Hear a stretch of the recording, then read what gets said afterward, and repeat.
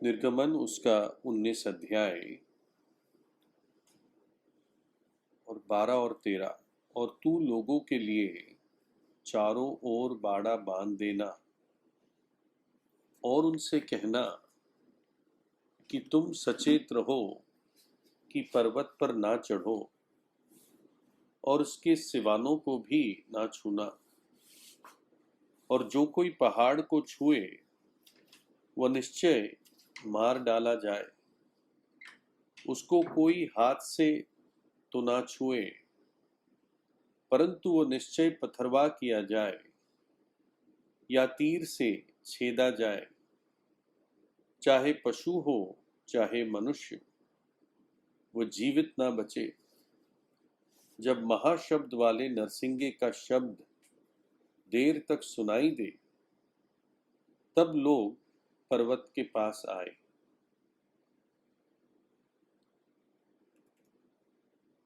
कल हमने इसको थोड़ा सा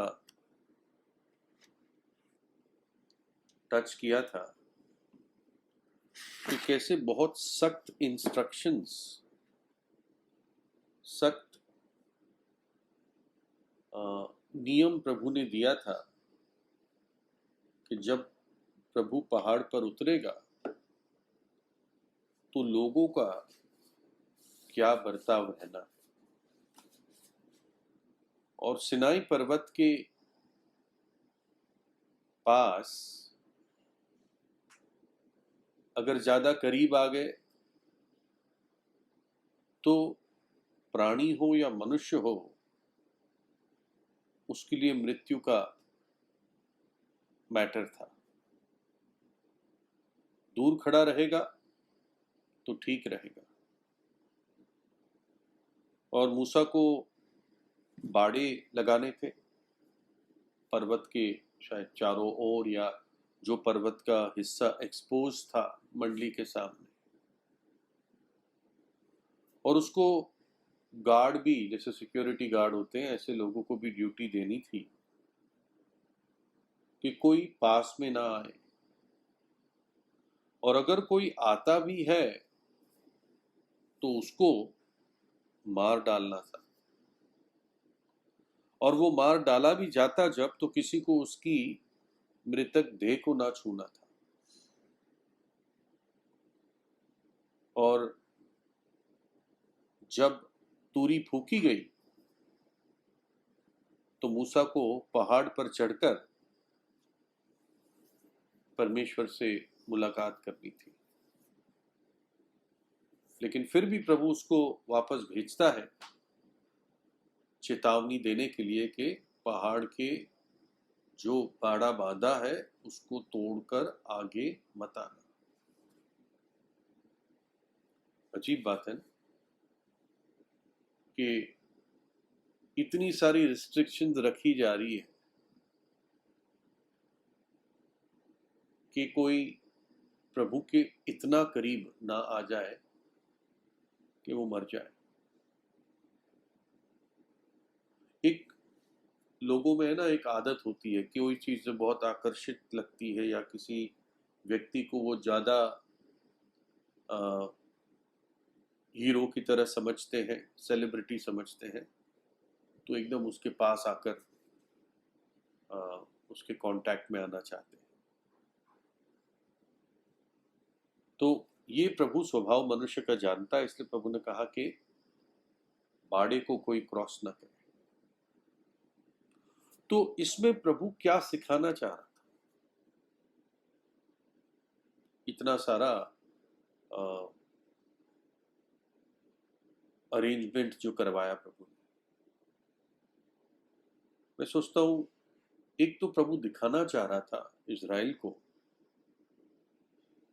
उसकी उपस्थिति का, उसके व्यक्तित्व का एक झलक प्रभु इज़राइल को दिखाना चाह रहा था कि ये चीज वचन में रिकॉर्ड हो जाए और पीढ़ी दर पीढ़ी ये बात आने वाले वंशों को बताई जाए कि कैसे प्रभु उस पहाड़ पर प्रकट हुआ था। प्रभु की उपस्थिति कितनी भयंकर थी। भयंकर इन द सेंस अग्नि, धुआं, भूकंप, गर्जन,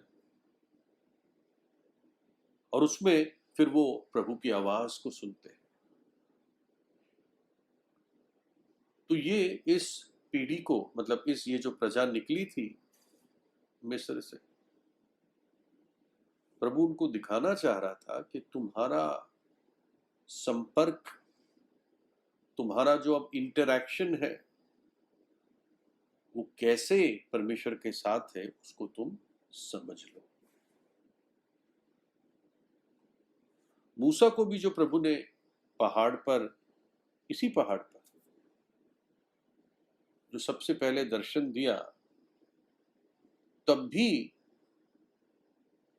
जो फर्स्ट साइट थी, जो फर्स्ट उसको दिखने में आया, वो आग ही दिखने में आई, है ना। आग जो एक प्रकार से पवित्र करती है, आग जो भस्म करती है। और पहला मूसा को जो प्रभु की पहचान दी गई है, मैं यहोवा पवित्र हूं,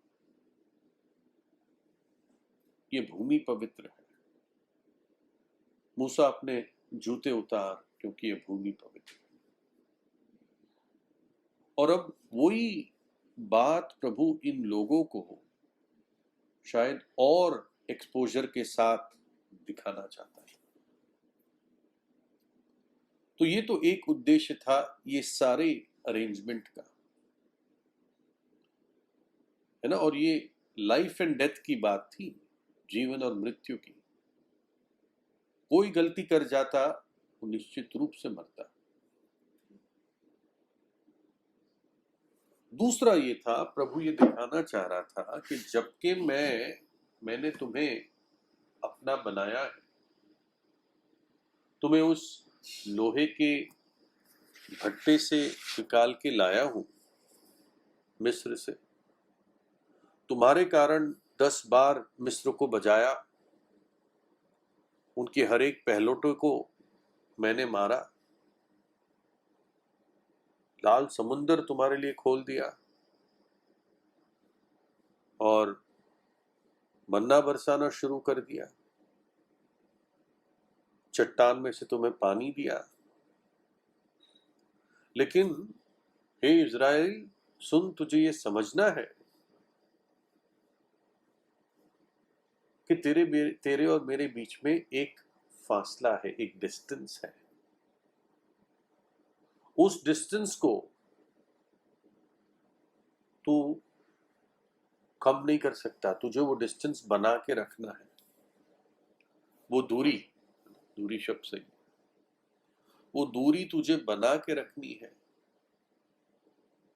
क्योंकि पवित्र परमेश्वर और पापी मनुष्य का संपर्क नहीं हो सकता।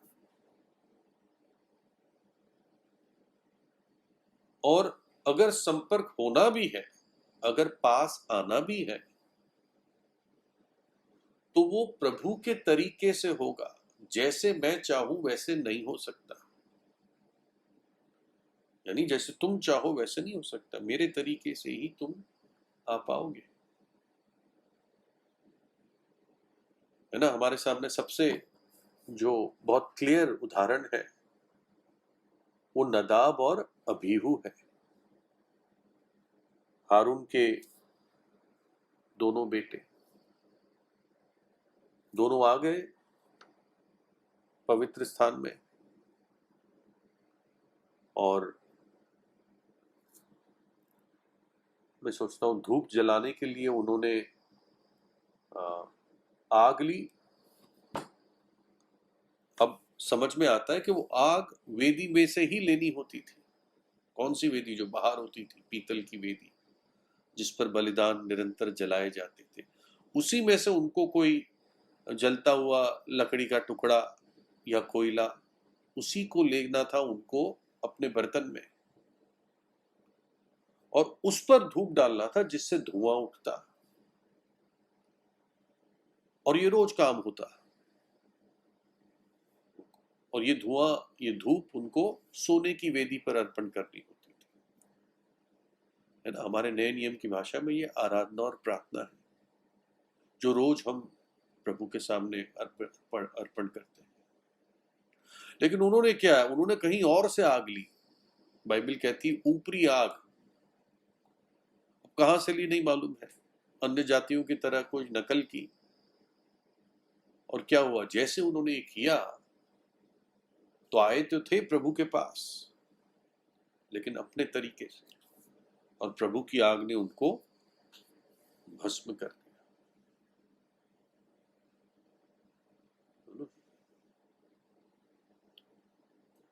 जो पुराने नियम की उपासना का जो तरीका था वो इस बात को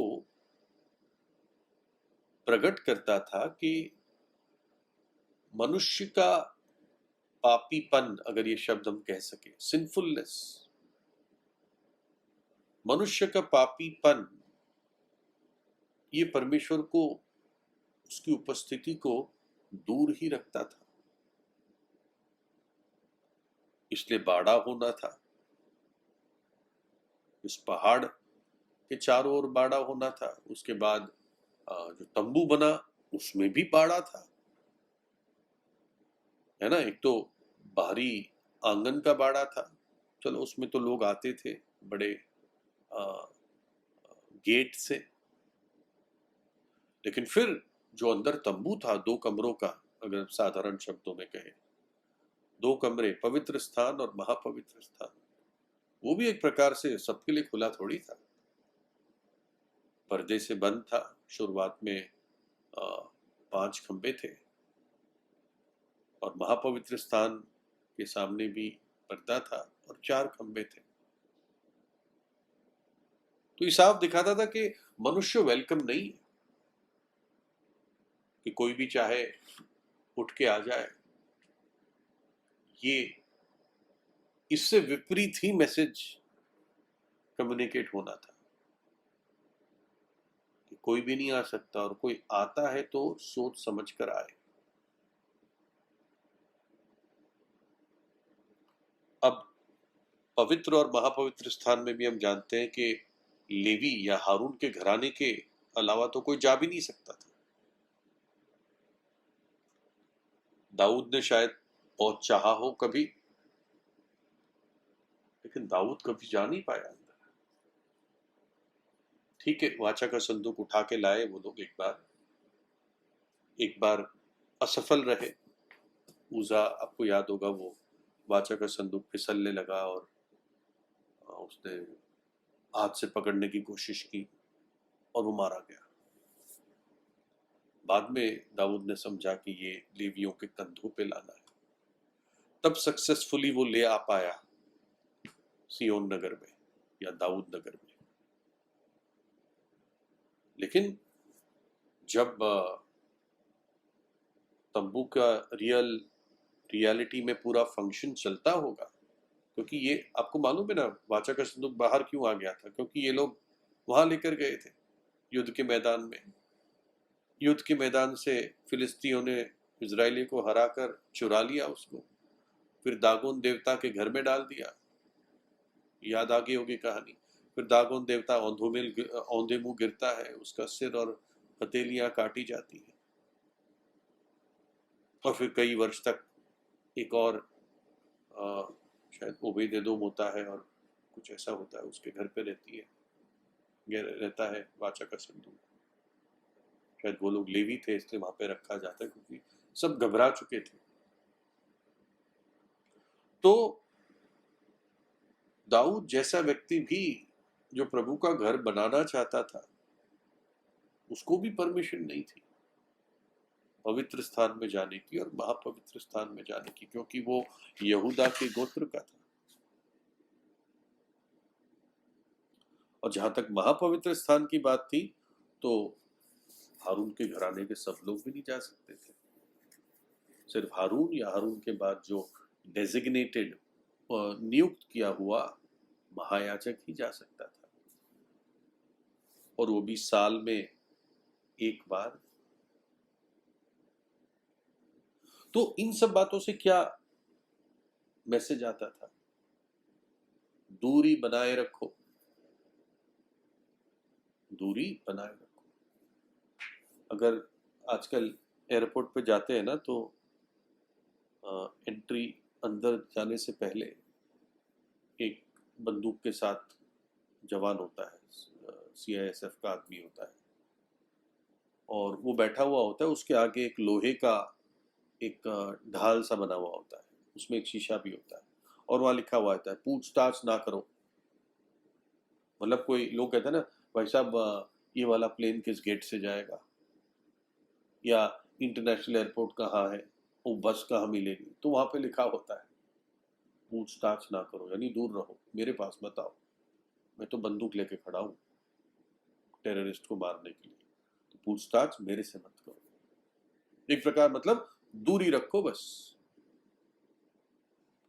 तो ये सारा जो प्रबंध था, इससे प्रभु ये मैसेज दे रहा था इज़राइल को, मनुष्य जाति को, कि अपनी दूरी बनाए रखो। मैं प्यार करता हूं तुम्हारे लिए, ये सब कुछ किया है, उकाब के पंखों पर उठाकर तुम्हें लाया हूं, अपना निज धन बनाया हूं और लोगों के ऊपर, लेकिन अपना डिस्टेंस बना के रखो।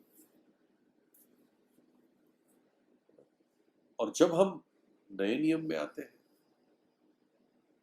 जहां पर अनुग्रह और सच्चाई प्रभु यीशु मसीह में हम पर प्रकट हुई, इज़राइल पर प्रकट हुई पहले, तब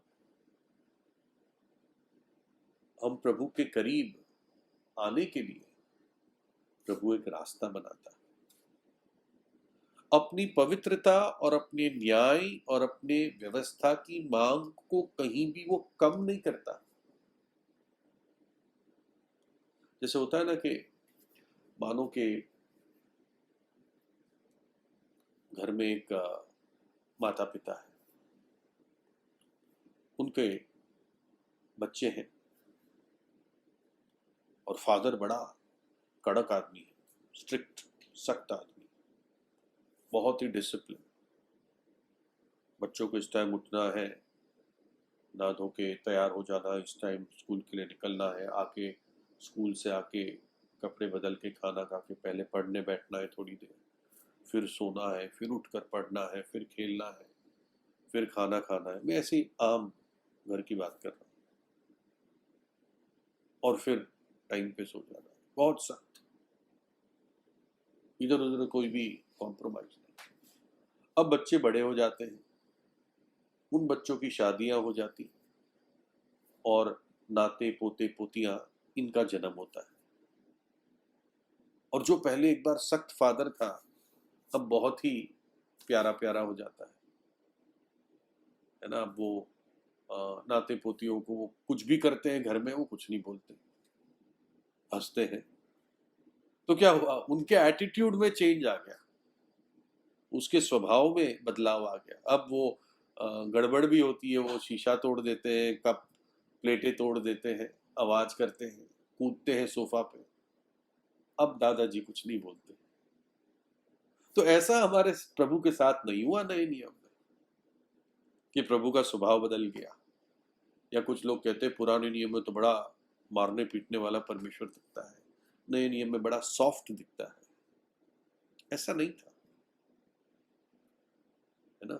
यहोवा का न्याय नए नियम में वास्तविक रूप से पूरा हुआ परमेश्वर के पुत्र के बलिदान के द्वारा।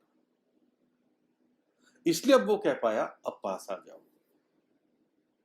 पुराने नियम के समय में वो बात कंप्लीट नहीं हुई थी। प्रभु उस समय कंप्लीट कर देता तो लोग समझते नहीं।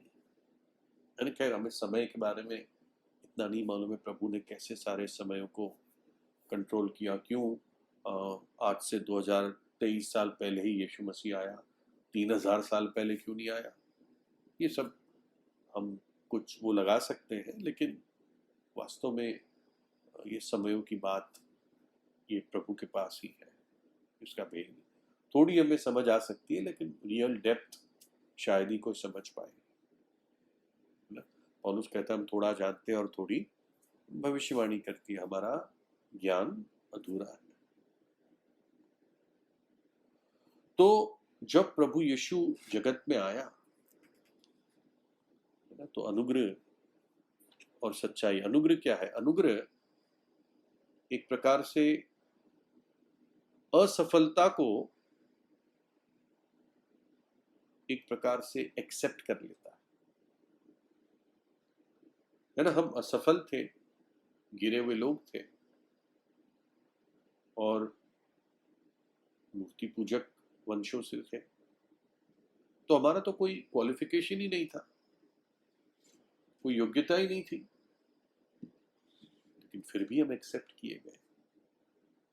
इसलिए उसको ये कहा जाता है कि प्रभु यीशु के साथ अनुग्रह आया, है ना। यूहन्ना 1:14 क्या कहता है? और वचन देहधारी हुआ और अनुग्रह और सच्चाई से, अनुग्रह और सच्चाई से, अनुग्रह के कारण सच्चाई में समझौता नहीं हुआ।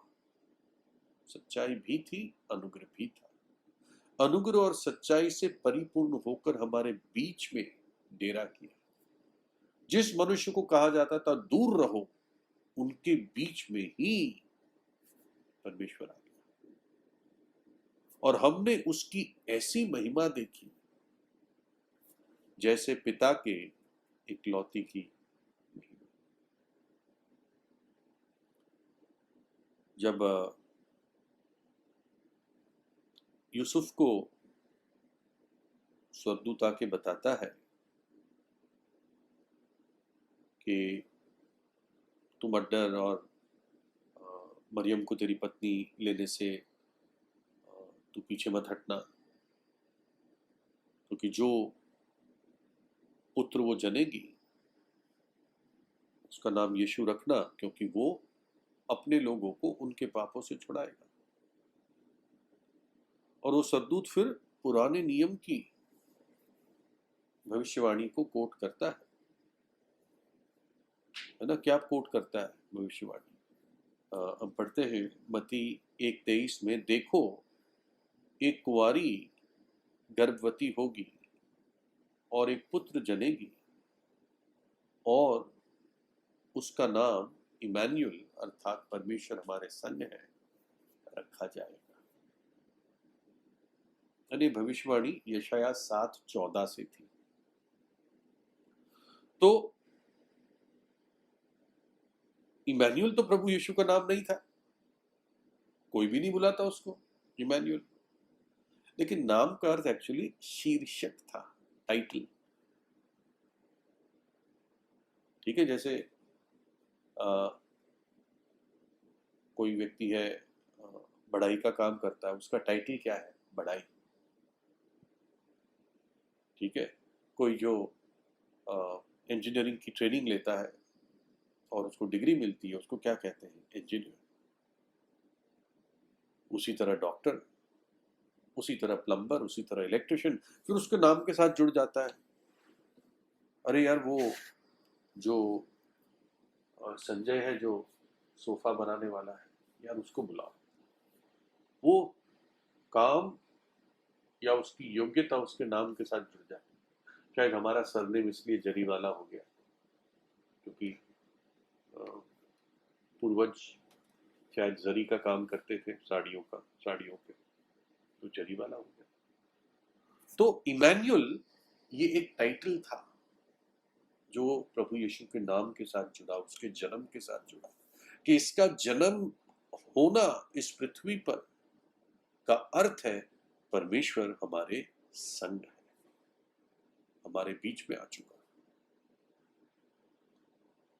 है ना। प्रभु यीशु की मृत्यु हमारे पापों के लिए, दुख उठा उठा के उस कीमत को चुकाना ताकि व्यवस्था की मांग पूरी की जाए, क्योंकि ना केवल वो अनुग्रह से आया था, सच्चाई के साथ भी आया था। तो सच्चाई में, सदाचारिता में व्यवस्था की कोई भी मांग के साथ समझौता नहीं कर सकती,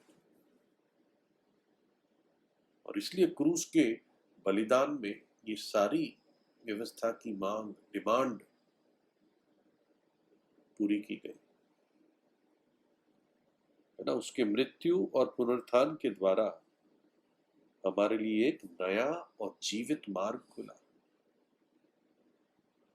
जो पहले था अपनी दूरी बनाए रखो, अब वो कहता है मेरे पास आओ। ना पढ़ते हैं इब्रानियों उसका 10 अध्याय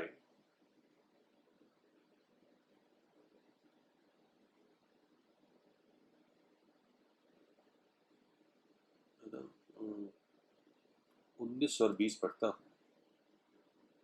सो हे भाइयों, जबकि हमें यीशु के लहू के द्वारा उस नए और जीवित मार्ग से पवित्र स्थान में प्रवेश करने का याब हो गया है, जो उसने पर्दे अर्थात अपने शरीर में से होकर हमारे लिए अभिषेक या तैयार किया है। तो क्या कह रहा है वो कह रहा है कि उसके लहू के द्वारा,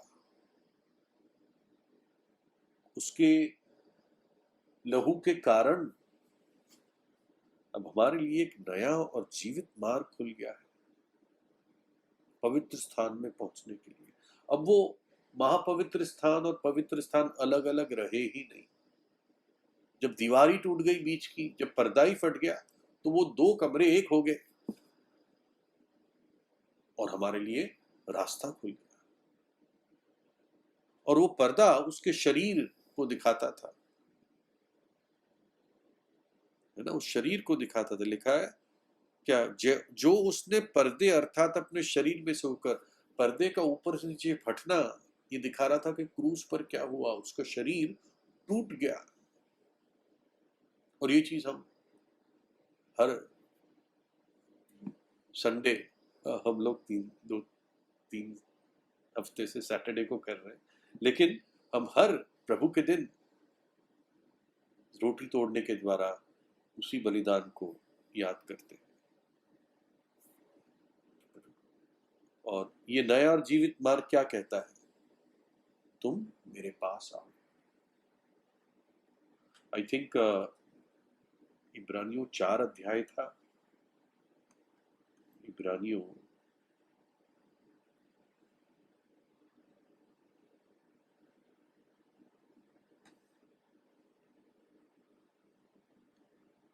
उसका 4 अध्याय की आखिरी आयत, इसलिए आओ हम हियाब के साथ अनुग्रह के सिंहासन के पास आए,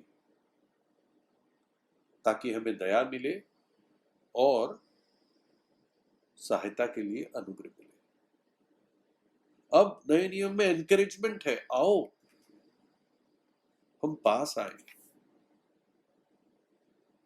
प्रभु यीशु अपने उस मशहूर शब्दों में कहता है, हे बोझ से दबे और परिश्रम करने वालों, मेरे पास आओ।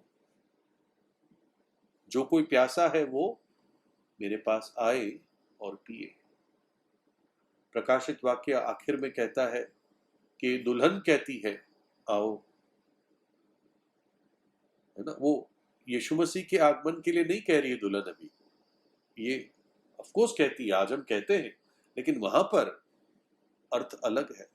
दुल्हन कहती है आओ, आत्मा कहती है, कहता है आओ। जो कोई प्यासा है वो आए, यानी ये लोगों के लिए है। इसलिए वचन कहता है आओ हम करीब आए, है ना। गीत भी है ना, आओ चले हम हिया बांध कर, अनुग्रह सिंहासन निकट। इसका मतलब ये भी नहीं है कि हम प्रभु को लाइटली ट्रीट करें। लाइटली ट्रीट करें मतलब प्रभु का जो वो उपस्थिति की गंभीरता है उसको भी हल्का नहीं लेना है कि चलो प्रभु ने तो हमें अब अपनी उपस्थिति में आने को कह दिया है, तो प्रभु तो हमारा दोस्त है, अब तो मैं पैर के ऊपर पैर रख के बैठ सकता हूं। ऐसा नहीं, मतलब जैसे होता है ना, कोई एक व्यक्ति अपने घर में कैसे भी बैठता है, अर्थ वो नहीं है कि प्रभु की उपस्थिति की गंभीरता को मैं हल्का जानने लगूं। तो वो भी बैलेंस बनाना है। मेरा प्रभु के प्रति भय और बढ़ जाना है कि अब मैं उसके इतने करीब आ सकता हूँ, है ना। ठीक है, प्रभु ने हमें अपनी संतान कहा है, इसका मतलब ये नहीं कि हम प्रभु को अपनी बराबरी का ट्रीट करें, ठीक है ना। प्रभु का जो आदर है वो आदर हमेशा प्रकट होना चाहिए। देखिए, इब्रानियों 12 अध्याय में, आई थिंक आज समय नहीं मिलेगा पूरा देखने के लिए, लेकिन थोड़ा सा टच कर लेंगे। इब्रानियों 12 अध्याय, या बता ही देता हूं। इसमें 2 पहाड़ों का जिक्र किया जाता है, ठीक है। और ये 2 पहाड़ कौन से हैं? एक पहाड़ तो सिनाई पहाड़ है, जो अभी आज हम इन दिनों देख रहे हैं, ठीक है। और जब इसको और देखेंगे तो पता चलता है कि ये पहाड़ भयानक सा है, इसको छू नहीं सकते। इस पे मतलब ये आग से, इस पे आग लगी हुई है और अंधेरा है, गर्जन है, मतलब आंधी टाइप पूरा सीन है, तुरी का शब्द है, आवाज है। इन्होंने जब लोगों ने आवाज सुनी प्रभु की, कहा अब और मत बोल, मूसा तू हमसे बात कर, हम प्रभु की आवाज नहीं सुन पाएंगे। कोई पास जाता मनुष्य प्राणी, वो मार दिया जाता है। और मूसा खुद कहता है उस पूरे दृश्य को देखकर, मैं बहुत ही घबरा और कांप रहा हूं। आई एक्सीडिंगली फियर एंड क्वेक। ये एक पहाड़ का दृश्य। दूसरा है सयोन पहाड़, ठीक है ना। ये पहाड़ इज़राइल की भूमि पर है, यरूशलेम में है ना। सिनाई पर्वत आप जानते हैं कहाँ था? सऊदी अरेबिया में था, ठीक है। लेकिन सियोन पर्वत, जिसके इतने सारे गीत हैं, ये नए यरूशलेम का एक परछाई है। और यहां पर वो कहता है असंख्य स्वर्गदूतों की संगति है, पहलौठे की कलीसिया है, मंडली है, जिनके नाम स्वर्ग में लिखे हुए हैं। सबका न्यायी परमेश्वर है। उन धर्मी लोगों की आत्माएं जो सिद्ध किए गए, यीशु जो नए नियम का, नई वाचा का मध्यस्थ है, छिड़काव का लहू है, जो हाबिल की बातों से बेहतर बोलता है ना। इब्रानियों 12:18 से 24 में। तो एक डरावना पहाड़ और एक ऐसा पहाड़ जिसपे हम जा सकते हैं। और यही बात प्रभु इस बात जो प्रभु ने कहा कि किसी को अंदर ना आने देना, बाड़ा क्रॉस करके ना आए। प्रभु इस सत्य को प्रकट करना चाहता था कि मनुष्य पाप के कारण कितना दूर हो गया परमेश्वर की उपस्थिति से। और नए नियम में प्रभु यीशु के बलिदान के कारण अब हम कितने करीब आ गए, जो दूर थे वो करीब आ गए। फिर इस पे और